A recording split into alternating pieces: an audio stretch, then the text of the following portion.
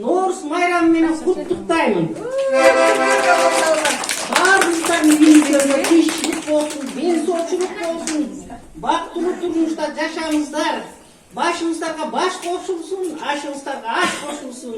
Eş neseden gem bolbomuzlar, eski yılda jetpe kalanlar, jetpe kalganlar, canı yılda jetingizler, canı yılda. Ana, hastayım ki bu, ana hastayım.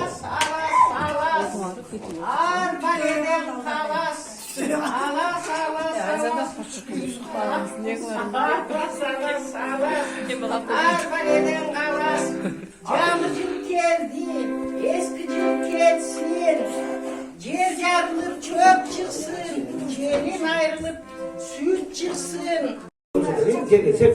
Birden üstü, canım ondan beni kaytarat geldi. Yürümet buradan değil. Şimdi yürümet, tepkilet. Aldığa basma bakın, o yandan bakın. Aldığa basma. Tepkilet. Düşümüz bol bol olsun.